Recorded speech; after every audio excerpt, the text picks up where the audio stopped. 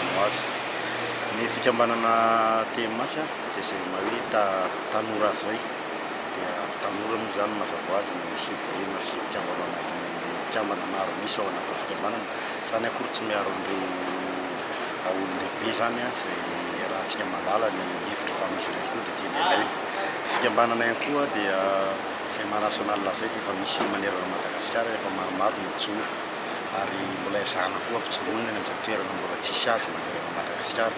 Fikambanana dia mijoro amin'ny resaka sosialim-bahoaka, indrindra fa mitaiza tanora eo na ara-batana eo na ara-panahy, ary mampianatra ny tanora mba handray andraikitra satria fotoana amin'izao fotoana ny tanora dia efa ikikika na eo amin'ny fandraisana andraikitra amin'ny firenena zany na eo amin'ny fandraisana andraikitra ny fiarahamonina, dia isany misy nampianarana azy hoe mianaritsika tanora mandray andraikitra eny amin'ny fiarahamonina, indrindra fa iny fotony zany.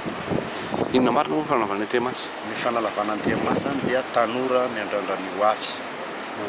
Izay hoe tanora miandrandra ny ho avy ny fanalavana azy, ary eto moa zany dia mbola mampatsiafona ilay hetsika izay ataonay. Ilay hetsika ataonay zany dia tsy maintsy manerana Madagasikara, izay barao nasional mihitsy zany ny latsaka hitety faritra ato ato, latsaka ny fotony hitety faritra, indrindra mba hifakahitatava namanay any fotony any, indrindra fa hiezaka famohevitra amin'ny resaka fanapariana ny fikambanana zany manerana Madagasikara.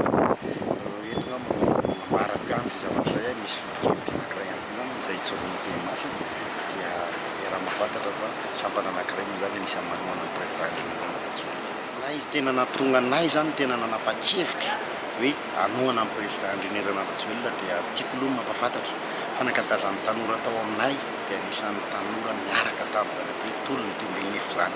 Zay aloha ray. Faharoa manaraka zay, izay dia tsy tao anatina fikambanana mihitsy hatramin'izay fa heti-pitiavana natonga anay nanao an'ireny tembelnefo reny, dia herintaona teo zany hoe ndaotsika hivondrona manakana fikambanana. Dia safidy mihitsy izay hoe tsy ova amin'izay fa safidy nizorontsika tamin'ny taloha izay na dia efa mivondrona amin'ny fikambanana, satria mahatanoranay dia tsapanay sy hitanay zany ezaka natao président Indrinera Rajoelina zany, indrindra tamin'ny resaka sosialim-bahoaka, indrindra fa fijerevana ny tanora, indrindra fa hatrany anaty sport resy lahatra tanteraka zany zay. Dia amin'izao zany zay tena miezaka faran'izay maximum mba handresy lahatra, ary olona efa hitanay hoe tsy dia mila resana lahatra intsony fa tena anao zay faraherinay sy mba fahaizana kely anananay zany hoentinay hampandaniana amin'ny président Indrinera Rajoelina mba hiverina fitantanana Madagasikara. Ny netim-boan'ny TMS moa dia arak'ilay teniko anao teo hoe maromaro izay ny tanora tsy tao anatina fikambanana fa heti-pitiavana tamin'izany fotoana zany nanomboka tembelnefo. Teo nisy ny atao hoe fametrahana ny filoha-pérenité amin'izao fotoana izao, dia mbola heti-pitiavana ihany zay isaky misy miresaka eny, dia andeontsika indrindra raha eny ambany tanàna eny moa zany, indrindra amin'ny resaka sport, indrindra ny tontolony lavalava zany moa zany zay sady mpitantana amin'ny resaka sport, amin'ny resaka ringim-manina, dia mety hampitiavana foana. Dia reheteniteny zany dia taty aoriana zany misy ny zavatra zay hitanay hoe ilaina tena fivondronana sy ilaina mijoro marim-pototsika, indrindra fa mba ho ajoro ara-dalàna ara-panjakana, ndaotsika hivondrona.